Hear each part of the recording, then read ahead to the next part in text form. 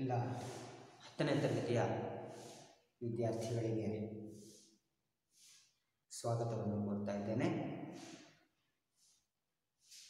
8ನೇ ಪಾಠವಾಗಿರ್ತಕ್ಕಂತಹ ಬಸವಣ್ಣನವರ ವಚನಗಳು ಅನ್ನುವಂತಹ ಒಂದು ಅದ್ಭುತವಾಗಿರ್ತಕ್ಕಂತಹ ಈ ವಚನ ಸಾಹಿತ್ಯವನ್ನು ನಾವು ಈ ಬಾರಿಯ ಯೂಟ್ಯೂಬ್ ತರಗತಿಯಲ್ಲಿ ನೋಡೋಣ. ಹಾಗಾದರೆ ಈ ಅದ್ಭುತವಾಗಿರ್ತಕ್ಕಂತಹ ಒಂದು ಕ್ರಾಂತಿ ಹೇಗಾಯಿತು, ವಚನ ಅಂತ ಹೇಳಿದರೆ ಏನು, ವಚನ ಸಾಹಿತ್ಯಗಳು ಹುಟ್ಟುಕೊಂಡದ್ದು ಹೇಗೆ, ಎಲ್ಲಿಂದ ಬಂತು, ಯಾಕೆ ಬಂತು, ಅದರ ಕಾರಣ ಏನು ನೋಡ್ತಾ ಹೋದರೆ ಎಲ್ಲದಕ್ಕೂ ಒಂದೇ ಉತ್ತರ. ಮನುಷ್ಯ ತನ್ನ ಕಾರ್ಯವನ್ನು ಸಮರ್ಪಕವಾಗಿ ಮಾಡಿಕೊಳ್ತಾ ಹೋದರೆ ಭಗವಂತನನ್ನು ತನ್ನಲ್ಲಿ ತಾನು ಕಾಣಬಹುದು. ಎಲ್ಲೋ ಇರ್ತಕ್ಕಂತಹ ಭಗವಂತನನ್ನು ಹುಡುಕೋದು ಬೇಡ, ನಮ್ಮಲ್ಲಿರ್ತಕ್ಕಂಥ ಭಗವಂತನನ್ನು ನಾವು ಸುಲಭವಾಗಿ ಕಂಡುಕೊಳ್ಳಬಹುದು ಅನ್ನುವಂತಹ ಒಂದು ತಾತ್ಪರ್ಯ. ದೊಡ್ಡವನು, ಬಡವ, ಬಲ್ಲಿದ, ಶ್ರೀಮಂತ, ಅವನು ಮಹಾರಾಜ, ಇವನು ಸಾಮಾನ್ಯವಾದ ವ್ಯಕ್ತಿ ಅನ್ನುವಂಥ ಯಾವುದೇ ಭೇದ ಭಾವವಿಲ್ಲ. ಅವನ ಅಂತಹ ಜಾತಿಯವನು, ಇಂತಹ ಜಾತಿಯವನು, ಮೇಲ್ಜಾತಿಯವನು, ಕೆಳಜಾತಿಯವನು, ಇಂತಹ ತಾರತಮ್ಯವನ್ನು ಬಿಡಬೇಕು. ಹಾಗಾದರೆ ಇದು ಜನರ ಸಾಮಾನ್ಯವಾಗಿರ್ತಕ್ಕಂತಹ ಜನರ ಮನಸ್ಸಿನಲ್ಲಿ ಮುಟ್ಟಬೇಕು ಅಂತಾದರೆ ಇಂತಹ ಸಾಹಿತ್ಯಗಳು, ವಚನ ಸಾಹಿತ್ಯಗಳು ಬೆಳಕಿಗೆ ಬರಬೇಕಾಯಿತು.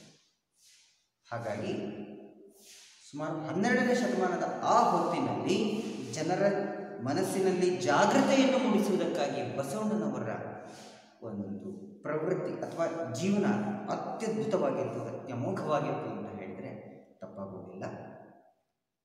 ಹಾಗಾದರೆ ಬಸವಣ್ಣನವರ ವಚನ ಸಮಾಜದಲ್ಲಿ ಹೇಗೆ ಕ್ರಾಂತಿಯನ್ನು ಎಬ್ಬಿಸಿತು ಅಂತ ಹೇಳಿದರೆ ನಾವು ಯೋಚನೆಯನ್ನು ಮಾಡಲಿಕ್ಕೂ ಕೂಡ ಸಾಧ್ಯ ಇಲ್ಲ.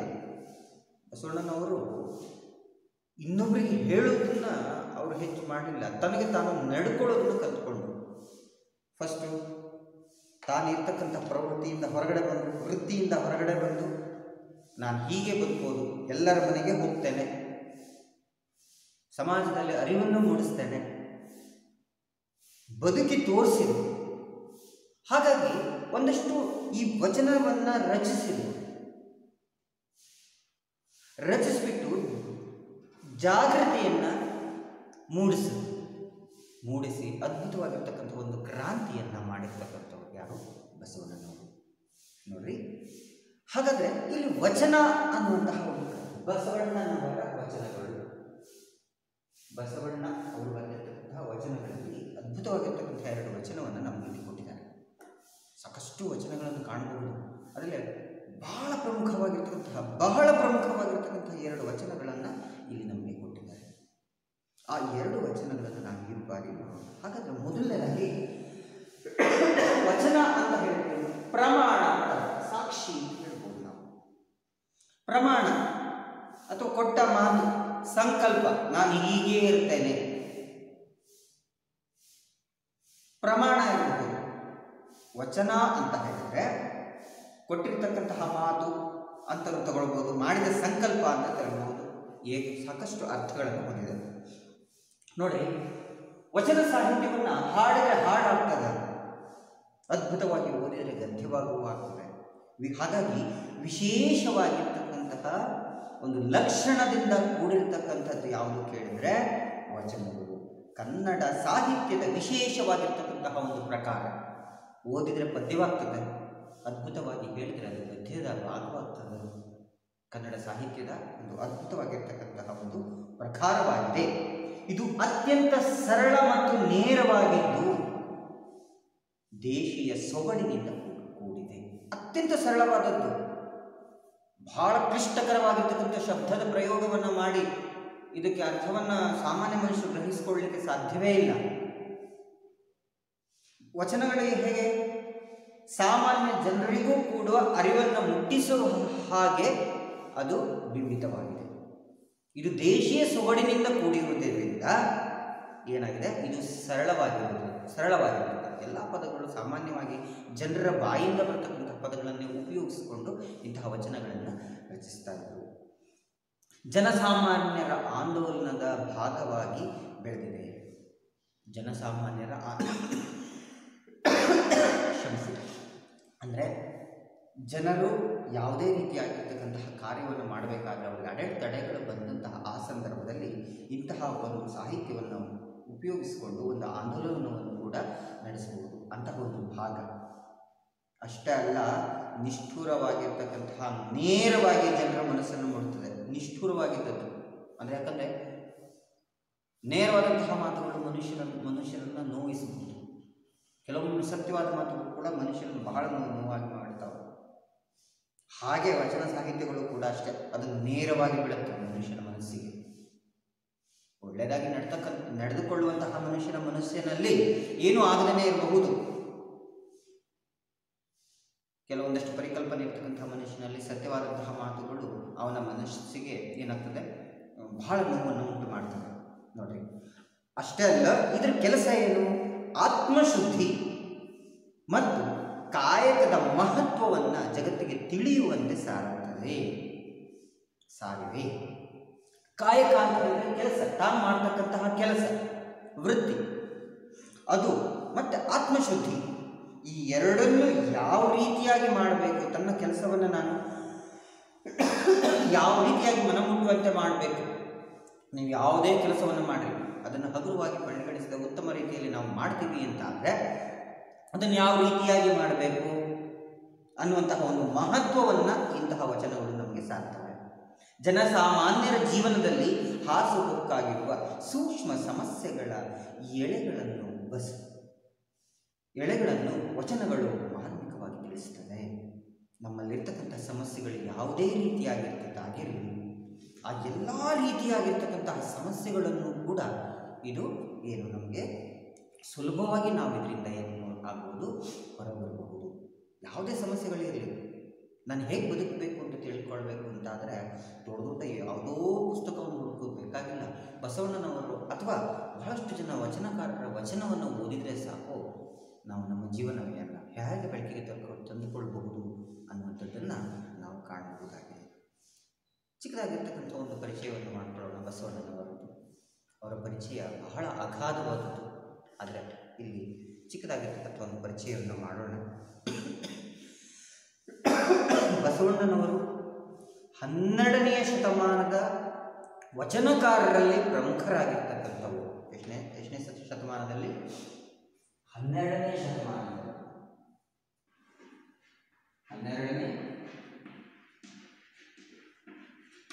12ನೇ ಶತಮಾನದಲ್ಲಿ ಇದ್ದವರು ಯಾರು? ಬಸವಣ್ಣನವರು. ಅಂಥವರ ಪ್ರಮುಖ ಸಾಲಿನಲ್ಲಿ ಇವರು ಸೇರ್ತಾರೆ. ನಂತರ ವಿಜಯಪುರ ಜಿಲ್ಲೆಯ ಬಾಗೇವಾಡಿಯಲ್ಲಿ ಜನಿಸಿದವರು ಯಾರು? ಬಸವಣ್ಣನವರು. ವಿಜಯಪುರ ಜಿಲ್ಲೆಯ ಬಾಗೇವಾಡಿಯಲ್ಲಿ ಜನಿಸಿದರು. ರಾಜ ಬಿಜ್ಜಳನಲ್ಲಿ ಕರುಣಿಕರು ಹಾಗೂ ಭಂಡಾರದ ಮಂತ್ರಿಯಾಗಿ ಕಾರ್ಯವನ್ನು ನಿರ್ವಹಿಸಿದರು. ರಾಜ ಬಿಜ್ಜಳನ ರಾಜರ ರಾಜಾಶ್ರಯದಲ್ಲಿ ಇವರು ಭಂಡಾರದ ಭಂಡಾರದ ಮಂತ್ರಿಯಾಗಿದ್ದರು. ಅಷ್ಟೇ ಅಲ್ಲ, ಕರುಣಿಕರಾಗಿ ಕೂಡ ಕಾರ್ಯವನ್ನು ನಿರ್ವಹಿಸಿದರು. ತಮ್ಮ ಅಂತರಂಗವನ್ನು ಸದಾ ಪರೀಕ್ಷೆಗೆ ಒಳಪಡಿಸುತ್ತಲೇ ಲೋಕ ಕಲ್ಯಾಣ ಕಾರ್ಯದಲ್ಲಿ ತಮ್ಮನ್ನು ತೊಡಗಿಸಿಕೊಂಡಿದ್ದರು. ಇಲ್ಲಿ ನೋಡಿ, ತಾನು ಮಾಡ್ತಕ್ಕಂತಹ ಪ್ರವೃತ್ತಿ, ರಾಜ ಆಗಿರಬಹುದು, ಯಾವ ರೀತಿಯಾಗಿರ್ತಕ್ಕಂತಹ ಕಾರ್ಯವನ್ನು ಮಾಡ್ತಾನೆ, ಅಥವಾ ತನಗೆ ತಾನು ಅರಿತುಕೊಂಡು ಯಾವ ರೀತಿ ಬಾಳಬೇಕು, ತನ್ನ ಕಾಯಕವನ್ನು ಮಾಡ್ತಾನೆ ಅವರು ತನ್ನ ಅಂತರಂಗವನ್ನು ಅರಿಯುವುದಕ್ಕೆ ತನಗೆ ತಾನು ತಿಳಿದುಕೊಳ್ಳೋದು. ಅಂತರಂಗ ಅಂತ ಹೇಳಿದ್ರೆ ಏನು?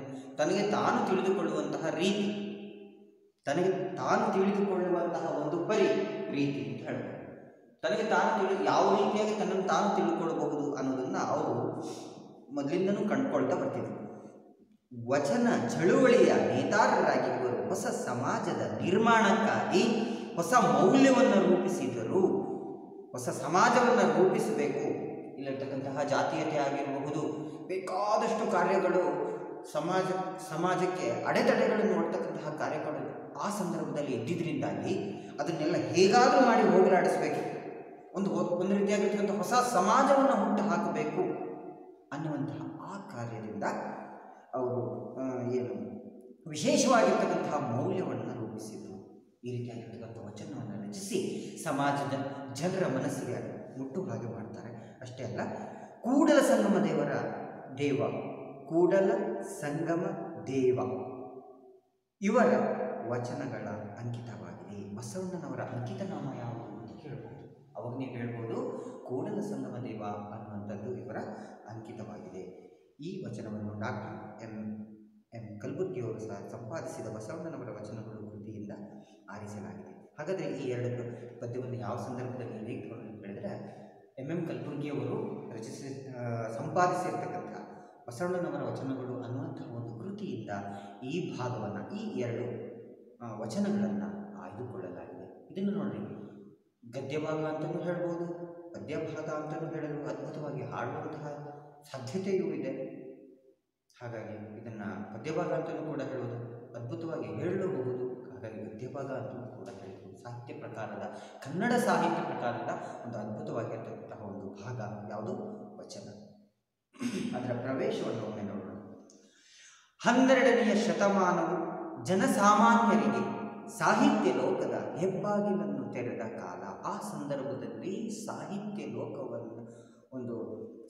ಲೋಕದ ಹೆಬ್ಬಾಗಿಲನ್ನು ತೆರೆದಿರ್ತಕ್ಕಂತಹ ಒಂದು ಕಾಲ. ಸಾಹಿತ್ಯ ಯಥೇಚ್ಛವಾಗಿ ಬೆಳಕಿಗೆ ಬಂದಿರತಕ್ಕಂಥದ್ದು ಯಾವ ಸಂದರ್ಭದಲ್ಲಿ? ಸುಮಾರು 12ನೇ ಶತಮಾನದ ಆ ಸಂದರ್ಭದಲ್ಲಿ. ಕನ್ನಡ ಸಾಹಿತ್ಯ ಪರಂಪರೆಯಲ್ಲಿ ಇದು ಉಜ್ವಲವಾದ ಒಂದು ಘಟ್ಟ. ಶರಣರು ತಾಯ್ನಾಡಿನಲ್ಲಿಯೇ ತಮ್ಮ ಚಿಂತನೆ ಮತ್ತು ಅನುಭವವನ್ನು ವ್ಯಕ್ತಪಡಿಸಿದರು. ಇಲ್ಲಿ ನೋಡಿ, ಶರಣರಿರ್ಬೋದು, ಯಾವುದೇ ಒಬ್ಬ ವ್ಯಕ್ತಿ ತನ್ನ ಅನುಭವಗಳನ್ನು, ಚಿಂತನೆಗಳನ್ನು ಹಂಚಿಕೊಳ್ಳುವಂತಹ ಒಂದು ಅನುಭವವನ್ನು ವ್ಯಕ್ತಪಡಿಸ್ತಕ್ಕಂತಹ ಒಂದು ಸುಸಂದರ್ಭ ಆಗಿತ್ತು. ಯಾವುದು? ಆ 12ನೇ ಶತಮಾನದ ಆ ಕಾಲ. ಕೆಳಸ್ತರದಿಂದ ಬಂದ ಸಾಮಾನ್ಯ ಜನರು, ಅಸ್ಪೃಶ್ಯರು ಮತ್ತು ಮಹಿಳೆಯರು ತಮ್ಮ ಚಿಂತನೆ ಪ್ರಕಟಿಸಲು ಮುಕ್ತ ವಾತಾವರಣ ನಿರ್ಮಿಸಿದ್ದ ಕಾಲವದು. ನೋಡಿ, ಸಾಮಾನ್ಯವಾಗಿರ್ತಕ್ಕಂತಹ ಜನರಿಂದ, ಕೆಳಸ್ತರದಿಂದ ಬಂದಿರತಕ್ಕಂತಹ ಜನರಿರ್ಬೋದು, ಸಾಮಾನ್ಯ ಜನರು ಅಂತ ಹೇಳ್ಬೋದು. ಅವರನ್ನು ಅಸ್ಪೃಶ್ಯರು, ಯಾರನ್ನು ಮುಟ್ಟಕ್ಕೆ ಹೋಗಿರಲ್ಲ ಅಂತ ಅಂದ್ಕೊಂಡಿರ್ತೀವಿ ನೋಡ್ರಿ, ಅಂತಹ ಜನರು, ಮಹಿಳೆಯರು ತಮ್ಮ ಚಿಂತನೆಗಳನ್ನು ಪ್ರಕಟಿಸ್ತಕ್ಕಂತಹ ಒಂದು ವಾತಾವರಣ ಸಿದ್ಧವಾದದ್ದು ಯಾವಾಗ ಕೇಳಿದ್ರೆ ಈ 12ನೇ ಶತಮಾನದ ಆ ಕಾಲ. ಜನಸಾಮಾನ್ಯರ ನಡುವೆ ಇದ್ದುಕೊಂಡೇ ಶರಣರು ರಚಿಸಿದ ವಚನ ಸಾಹಿತ್ಯವು ಜನಮಾನಸದ ಕನ್ನಡಿಯಾಗಿದೆ. ಪ್ರಸ್ತುತ ವಚನಗಳಲ್ಲಿ ಬಸವಣ್ಣನವರ ಸ್ವರ್ಗ ನರಕಗಳ ಕಲ್ಪನೆಯನ್ನು ಸ್ಪಷ್ಟಪಡಿಸುತ್ತಾ ಮನುಷ್ಯರು ಪರಿಶುದ್ಧ ಮನಸ್ಸಿನಿಂದ ದೈವ ಕೃಪೆಗೆ ಪಾತ್ರರಾಗುವ ಮಾರ್ಗವನ್ನು ಈ ವಚನದಲ್ಲಿ ಸೂಚಿಸಿದ್ದಾರೆ. ತನ್ನನ್ನು ತಾನು ಶುದ್ಧಿಗೊಳಿಸುವುದು, ತದನಂತರ ಸ್ವರ್ಗ ಮತ್ತು ನರಕ. ಸ್ವರ್ಗ ಎಲ್ಲಿದೆ, ನರಕ ಎಲ್ಲಿದೆ, ಇವುಗಳ ಬಗ್ಗೆ ಜ್ಞಾನ ಹೇಗೆ? ಹಾಗಾದರೆ ಮನುಷ್ಯ ಭಗವಂತನ ಕೃಪೆಗೆ ಪಾತ್ರರಾಗುವಂಥ ಭಗವಂತನ ಕೃಪೆಗೆ ಪಾತ್ರರಾಗುವುದು ಹೇಗೆ? ಇದೆಲ್ಲರ ಪರಿಕಲ್ಪನೆಯನ್ನು ಈ ಎರಡು ಪದ್ಯ ಭಾಗದಲ್ಲಿ ಹೇಳಿದ್ದಾರೆ. ನೋಡೋಣ. ಹಾಗಾದರೆ ಅದ್ಭುತವಾಗಿರ್ತಕ್ಕಂತಹ ಒಂದು ಈ ಸಾಹಿತ್ಯ ಭಾಗವನ್ನು, ವಚನ ಭಾಗವನ್ನು ನೋಡೋಣ. ಕಳಬೇಡ, ಕೊಲಬೇಡ, ಹುಸಿಯ ನುಡಿಯಲು ಬೇಡ, ಮುನಿಯಬೇಡ, ಅನ್ಯರಿಗೆ ಅಸಹ್ಯ ಪಡಬೇಡ, ತನ್ನ ಬಣ್ಣಿಸಬೇಡ, ಇದಿರ ಅಳಿಯಲು ಬೇಡ. ಇದೇ ಅಂತರಂಗ ಶುದ್ಧಿ, ಇದೇ ಬಹಿರಂಗ ಶುದ್ಧಿ, ಇದೇ ಕೂಡಲ ಸಂಗಮ ದೇವನುಳಿಸುವ ಪರಿ. ನೋಡಿ, ಇನ್ನೊಮ್ಮೆ ಕೇಳಿಸ್ಕೊಳ್ಳಿ. ಕಳಬೇಡ, ಕೊಲಬೇಡ, ಹುಸಿಯ ನುಡಿಯಲು ಬೇಡ, ಮುನಿಯಬೇಡ, ಅನ್ಯರಿಗೆ ಅಸಹ್ಯ ಪಡಬೇಡ, ತನ್ನ ಬಣ್ಣಿಸಬೇಡ, ಇದಿರ ಅಳಿಯಲು ಬೇಡ. ಇದೇ ಅಂತರಂಗ ಶುದ್ಧಿ, ಇದೇ ಬಹಿರಂಗ ಶುದ್ಧಿ, ಇದೇ ಕೂಡಲ ಸಂಗಮ ದೇವನುಳಿಸುವ ಪರಿ. ಮನುಷ್ಯನ ಕೆಲಸ ಏನು? ಕೊನೆಗೆ ಭಗವಂತನನ್ನು ಸೇರಬೇಕು. ಯಾರು? ಆ ಕೂಡಲ ಸಂಗಮ ದೇವನನ್ನು ಅಥವಾ ಆ ಭಗವಂತನನ್ನು ಸೇರಬೇಕು. ದೈವದ ಕೃಪೆಗೆ ಪಾತ್ರರಾಗಬೇಕು. ದೈವದ ಕೃಪೆಗೆ ಪಾತ್ರರಾಗಬೇಕಾದ್ರೆ ಏನು ಮಾಡಬೇಕು? ಅರ್ಘ್ಯಪಾದ್ಯಾದಿಗಳನ್ನು ಕೊಡಬೇಕು. ಸ್ನಾನ, ಸಂಧ್ಯಾವಂದನೆ, ಪೂಜೆ ಇತ್ಯಾದಿಗಳನ್ನು ಮಾಡಿ ಬೇಕಾದಿರ್ತಕ್ಕಂತಹ ನೈವೇದ್ಯಗಳನ್ನು ಹಾಕಿ ಭಗವಂತನನ್ನು ತೃಪ್ತಿಪಡಿಸಿದರೆ ಸಾಕ? ಅದು ಹೌದು, ಭಗವಂತನನ್ನು ಒಲಿಸ್ತಕ್ಕಂಥ ಒಂದು ಭಾಗ. ಹಾಗಾದರೆ ಭಗವಂತನನ್ನು ತೃಪ್ತಿಗೊಳಿಸುವುದು ಹೇಗೆ? ನಡೆದುಕೊಳ್ಳುವಂತಹ ರೀತಿ ಹೇಗಿದೆ, ನಾನು ಯಾವ ರೀತಿಯಾಗಿ ಹೋಗ್ತೇನೆ ಅನ್ನುವಂಥದ್ರ ಮೇಲೆ ಡಿಪೆಂಡ್ ಆಗಿರುತ್ತೆ ಮನುಷ್ಯ. ಹಾಗಾದರೆ ಯಾವ ರೀತಿ ಹೋಗಬೇಕು? ಸರಿಯಾದ ಮಾರ್ಗದಲ್ಲಿ ಭಗವಂತ ಒಂದು ಮಾರ್ಗವನ್ನು ಹಾಕಿಕೊಟ್ಟಿರ್ತಾನೆ. ಅಂತಹ ಮಾರ್ಗದಲ್ಲೇ ನಾವು ನಡಿಬೇಕು. ಹೇಗೆ ನಡಿಬೇಕು? ಕಳಬೇಡ ಕೊಲಬೇಡ ಹುಸಿಯ ನುಡಿಯಲು ಬೇಡ. ನೋಡಿ, ಕಳಬೇಡ ಕೊಲಬೇಡ. ಬದುಕೋದು ಹೇಗಿರಬೇಕು? ಒಬ್ಬನನ್ನ ಸಾಯಿಸಬಾರ್ದು, ಕಳಬೇಡ ಕದಿಬಾರ್ದು ಅಂತ. ಕದ್ಕೊಂಡು ನಾನು ಭಾಳ ಒಳ್ಳೆಯವನು ಅಂತ ಹೇಳ್ಕೊಳ್ಳೋದು ಮತ್ತು ಭಗವಂತ ನೀನೇ ಕಾಪಾಡಬೇಕು ಅಂತ ಹೇಳಿದ್ರೆ ಭಗವಂತನ ಹತ್ರ ಅವನನ್ನು ಒಲಿಸಿಕೊಳ್ಳೋದಕ್ಕೆ ಸಾಧ್ಯವೇ ಇಲ್ಲ. ಭಗವಂತನನ್ನ ಒಲಿಸಿಕೊಳ್ಳುವಂತಹ ಪರಿ ಹೇಗೆ ಕೇಳಿದ್ರೆ, ಪರಿ ಅಂದರೆ ರೀತಿ ಹೇಗೆ ಕೇಳಿದ್ರೆ, ಮೊದಲನೇದಾಗಿ ಬದುಕುವಂತಹ ಮಾರ್ಗವನ್ನು ಕಂಡುಕೊಳ್ಬೇಕು. ಆ ಮಾರ್ಗದಲ್ಲಿ ಹೇಗೆ? ಕದಿಬಾರದು, ಕೊಲಬೇಡ, ಯಾರಿಗೂ ಹಿಂಸೆಯನ್ನು ಕೊಡಬೇಡ, ಸಾಯಿಸಬೇಡ, ಹುಸಿಯ ನುಡಿಯಲು ಬೇಡ, ಅಸತ್ಯವನ್ನು ಹೇಳಬೇಡ. ಅಸತ್ಯವನ್ನು ನೀನೇನು ಮಾಡಬೇಡ, ಹೇಳಬೇಡ. ಸುಳ್ಳನ್ನು ಹೇಳಬೇಡ. ಸುಳ್ಳನ್ನು ಹೇಳಿ ಬದುಕಿದ್ರೆ ಯಾವ ಪ್ರಯೋಜನ ಇದೆ? ಕದಿಬಾರದು, ಕೊಲ್ಲಬಾರದು, ಅಸತ್ಯವನ್ನ ಹೇಳಬಾರದು, ಸತ್ಯವನ್ನೇ ನುಡಿಬೇಕು, ಕಳ್ಳತನವನ್ನು ಬಿಡಬೇಕು, ಕೊಲೆ ಇತ್ಯಾದಿಗಳನ್ನು ಮಾಡಬಾರದು, ಅಸತ್ಯವನ್ನು ಬಿಡಬೇಕು, ಸತ್ಯವನ್ನು ಹೇಳಬೇಕು. ಸತ್ಯ ಅಸತ್ಯ ವಿರುದ್ಧಾರ್ಥಕ ಪದ. ಮುನಿಯ ಬೇಡ. ಮುನಿ ಅಂದರೆ ಕೋಪಗೊಳ್ಳಬೇಡ ಅಂತ ಅರ್ಥ. ಕೋಪಗೊಳ್ಳಬೇಡ ಅಂತ, ಸಿಟ್ಟು ಮಾಡಿಕೊಳ್ಬಾರ್ದು. ಸಿಟ್ಟಿನಿಂದ ಏನು ಪ್ರಯೋಜನ ಇದೆ? ಮನುಷ್ಯ ತನಗೆ ತಾನೇನು ಅಂಧಕಾರದಿಂದ ಬದುಕುವಂಥ ಪರಿಸ್ಥಿತಿ ಬಂದುಬಿಟ್ಟಿತ್ತು. ಕೋಪ ನಮ್ಮ ಮೊದಲನೇ ಶತ್ರು ಯಾವುದು? ಕೋಪ. ಕೋಪ ಮಾಡಿಕೊಂಡ್ರೆ ಯಾವ ಪ್ರಯೋಜನವೂ ಇಲ್ಲ. ಮುನಿಯ ಬೇಡ, ಅನ್ಯರಿಗೆ ಅಸಹ್ಯ ಪಡಬೇಡ. ಇನ್ನೊಬ್ಬರನ್ನು ನೋಡಿ ಅಸಹ್ಯ ಪಡ್ಕೊಳ್ಬೇಡ. ಒಂಥರ ಮನಸ್ಸಿಗೆ ಜಿಗುಪ್ಸೆ ಬಂದಾಗ ಅಂದ್ಕೊಳ್ಬೇಡ, ಅಬ್ಬಾ ಯಾಕೆ ಹಾಗಿದ್ದಾರೆ ಅಂದ್ಕೊಳ್ಳಬೇಡ. ಅವರ ಬದುಕುವುದು ಒಳ್ಳೆಯದನ್ನು ಕಂಡುಕೊಂಡ್ರೆ ಸಾಕು. ಮನುಷ್ಯ ತನ್ನ ಅನ್ಯರಿಗೆ ಅಸಹ್ಯ ಪಡಬೇಡ. ಇನ್ನೊಬ್ಬರು ನೋಡಿ ಹೊಟ್ಟೆ ಕಿಚ್ಚು ಪಡಬಾರದು, ಅಸಹ್ಯ ಪಡಬೇಡ. ತನ್ನ ಬಣ್ಣಿಸಬೇಡ, ನಾನೇ ಮಹಾನ್, ನಾನೇ ಬಹಳ ದೊಡ್ಡ ವ್ಯಕ್ತಿ ಅಂತ ಅಂದ್ಕೊಳ್ಬೇಡ. ತನ್ನ ಬಣ್ಣಿಸಬೇಡ, ಇದಿರ ಅಳಿಯಲು ಬೇಡ. ತನ್ನನ್ನು ತಾನು ಬಣ್ಣಿಸಿಕೊಳ್ಳೋದು ಮತ್ತು ನಾನಿಂತಹ ವ್ಯಕ್ತಿ ಅಂತ ಅಂದುಕೊಳ್ಳೋದು ಅಷ್ಟೇ ಅಲ್ಲ, ಇನ್ನೊಬ್ಬರನ್ನು ದ್ವೇಷಿಸು. ಇದರ ಅಳಿಯಲು ಬೇಡ ಅಂತ ಹೇಳಿದ್ರೆ ಇನ್ನೊಬ್ಬರನ್ನು ಏನು ಮಾಡಬಾರ್ದು? ದ್ವೇಷಿಸಬೇಡ ಅಂತ ಹೇಳಿದ್ರೆ. ಇದಿರ ಹಳಿ ಹಳಿ ಅಂತ ಹೇಳಿದ್ರೆ ದ್ವೇಷ ಅಂತ. ಇನ್ನೊಬ್ಬರನ್ನ ದ್ವೇಷಿಸಬೇಡ, ನಿಂದಿಸಬೇಡ ಅಂತ ಹೇಳ್ಕೊಳ್ಳಿ. ನಾನು ಬಹಳ ಒಳ್ಳೆಯವನು, ತನ್ನನ್ನು ಬಣ್ಣಿಸಿಕೊಳ್ಳುವಂಥದ್ದು ಅದು ಬೇಡ, ಅದನ್ನು ಮಾಡಬೇಡ. ನಾನಿಷ್ಟು ಮಾಡಿದ್ದೇನೆ, ನನ್ನಲ್ಲಿರ್ತಕ್ಕಂಥ ಅಹಂಕಾರವನ್ನು ಇನ್ನೊಬ್ಬನಿಗೆ ಹೇಳುವಂಥದ್ದು, ತೋರ್ಪಡಿಸುವಂಥದ್ದು. ಅಂತಹ ಅಹಂಕಾರವನ್ನು ಏನು ಮಾಡಬೇಕು? ನಾನು ಬಿಡಬೇಕು. ಅಹಂಕಾರವನ್ನು ಬಿಡಬೇಕು ಅಂದರೆ ತನ್ನನ್ನು ತಾನು ಬಣ್ಣಿಸಿಕೊಳ್ಳೋದನ್ನು ಬಿಡಬೇಕು ಅಷ್ಟೇ. ತದನಂತರ ಏನಿದೆ? ಇನ್ನೊಬ್ಬರನ್ನ ದೋಷಣೆ ಮಗೊಳ್ಬಾರ್ದು ಅಥವಾ ನಿಂದಿಸಬಾರದು. ಏನು? ಹಳಿಯಲು ಬೇಡ, ಇತರ ಹಳಿಯಲು ಬೇಡ. ಇದಿರ ಹಳಿಯಲು ಬೇಡ ಅಂತ ಹೇಳಿದ್ರೇನು? ಇನ್ನೊಬ್ಬರನ್ನ ನಿಂದಿಸಬೇಡ ಅಂತ ಅರ್ಥ. ಇನ್ನೊಬ್ಬರನ್ನ ನಿಂದಿಸೋಕೆ ಹೋಗಬೇಡ. ನೋಡಿ, ಭಗವಂತನನ್ನು ಒಲಿಸ್ಕೊಳ್ಬೇಕಂದ್ರೆ ಇಷ್ಟೇ ಸಾಕಪ್ಪ. ಇದೇ ಅಂತರಂಗ ಶುದ್ಧಿ, ಇದೇ ಬಹಿರಂಗ ಶುದ್ಧಿ, ಇದೇ ನಮ್ಮ ಕೂಡಲ ಸಂಗಮ ದೇವನೊಲಿಸುವ ಪರಿ. ಇದೇ ಅಂತರಂಗ ಶುದ್ಧಿ, ಇದೇ ಬಹಿರಂಗ ಶುದ್ಧಿ, ಇದೇ ನಮ್ಮ ಕೂಡಲ ಸಂಗಮ ದೇವನೊಲಿಸುವ ಪರಿ. ಇದೇ ಅಂತರಂಗ ಶುದ್ಧಿ, ಇದೇ ಬಹಿರಂಗ ಶುದ್ಧಿ. ನೋಡ್ರಿ, ಅಂತರಂಗ ಮನಸ್ಸಿನ ಒಳಗಿನ ಶುದ್ಧಿ ಹೇಗೆ? ನಾನು ನಡೆದುಕೊಳ್ಳುವಂತಹ ರೀತಿ. ಬಹಿರಂಗ ಶುದ್ಧಿ ಹೇಗೆ? ಇನ್ನೊಬ್ಬರನ್ನ ಅಸಹ್ಯ ಪಡೆದೇ ಇರ್ತಕ್ಕಂಥದ್ದು, ತನಗೆ ನಾನು ಹೆಚ್ಚಿಗೆ ಅನ್ನುವಂಥದ್ದನ್ನು ಹೇಳ್ಕೊಳ್ಳುವಂಥದ್ದು, ಇದನ್ನೆಲ್ಲ ಬಿಟ್ಟರೆ ಸಾಕು. ಇದೇ ಬಹಿರಂಗ ಶುದ್ಧಿಯೂ ಆಗ್ತದೆ, ಇದೇ ಅಂತರಂಗ ಶುದ್ಧಿಯೂ ಆಗ್ತದೆ. ಹಾಗಾದರೆ ಅಂತರಂಗ ಶುದ್ಧಿಯನ್ನು ನಾವು ಕಂಡುಕೊಳ್ಬೇಕು. ಬಹಿರಂಗ ಶುದ್ಧಿಯನ್ನು ನಾವು ಕಂಡುಕೊಂಡ್ವಿ ಅಂತಾದರೆ ಭಗವಂತ ತನಗೆ ತಾನು ಒಲಿದ ಭಗವಂತನನ್ನು ಒಲಿಸಿಕೊಳ್ಳುವಂತಹ ಒಂದು ಭಾಗವೂ ಕೂಡ ಹೌದು. ನೋಡ್ರಿ,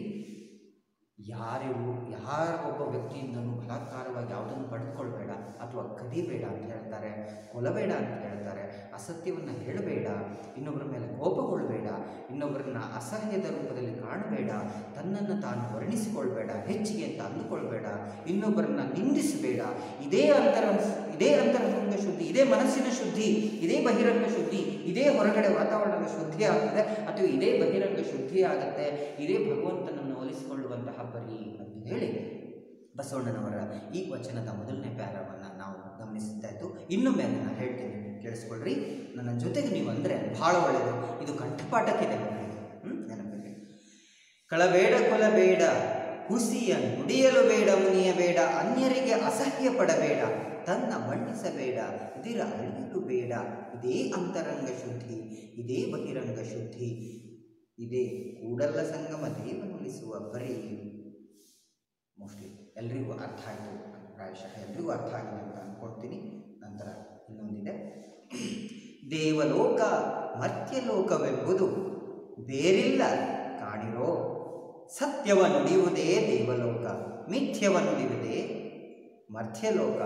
ಆಚಾರವೇ ಸ್ವರ್ಗ, ಅನಾಚಾರವೇ ನರಕ, ಕೂಡಲ ಸಂಗಮ ದೇವ ನೀವೇ ಪ್ರಮಾಣ. ಭಗವಂತನೇ ಇದಕ್ಕೆ ನೀವೇ ಸಾಕ್ಷಿ, ನೀವೇ ಪ್ರಮಾಣ, ನೀವೇ ಸಾಕ್ಷಿ ಇದಕ್ಕೆ, ನೀವೇ ಆನಂದ, ಎಲ್ಲದಕ್ಕೂ ನೀವೇ ಇದಕ್ಕೆ. ಯಾವುದಕ್ಕೆ? ಸ್ವರ್ಗ ನಾಕ ಇದೆಲ್ಲ ಯಾವುದು ಇಲ್ಲ. ದೇವಲೋಕ ಮರ್ತ್ಯಲೋಕ, ಭಗವಂತ ಇರ್ತಕ್ಕಂತಹ ಲೋಕ ಯಾವುದು? ದೇವಲೋಕ. ಮರ್ತ್ಯಲೋಕ ಮನುಷ್ಯರು ಮರ್ತ್ಯಲೋಕ ಅಂತ ಹೇಳಿದ್ರೆ ಮನುಷ್ಯರು ಬದುಕ್ತಕ್ಕಂತಹ ಲೋಕ. ಮೇಲೊಂದು ಲೋಕ ಇದೆ, ಕೆಳಗೊಂದು ಲೋಕ ಇದೆ. ಅಲ್ಲಿ ಭಗವಂತ ವಾಸವಾಗಿದ್ದೇನೆ, ನಾವು ವಾಸವಾಗಿದ್ದೀವಿ. ಸಾಧ್ಯನೇ ಇಲ್ಲ. ಮೇಲೆ ಹೋಗಿ ನೋಡಿದ್ರೆ ನಮಗೇನಾದ್ರು ಗೊತ್ತಾಗ್ತದೋ? ಹೇಗೆ ಸಾಧ್ಯ? ಸತ್ತ ಮೇಲೆ ಮನುಷ್ಯನ ಜೀವನ ಹೇಗಿದೆ ನಮ್ಗೆ ಗೊತ್ತಾಗೋದೇ ಇಲ್ಲ. ಹಾಗಾದ್ರೆ ಮುಂದೆ ಮೇಲೊಂದು ಲೋಕ ಇದೆ, ಹಾಗಾದ್ರೆ ಇಲ್ಲಿ ಕೆಳಗಡೆ ಇನ್ನೊಂದು ಲೋಕ ಇದೆ ಅಂತ ಏನಾದ್ರು ಗೊತ್ತಾಗುತ್ತಾ?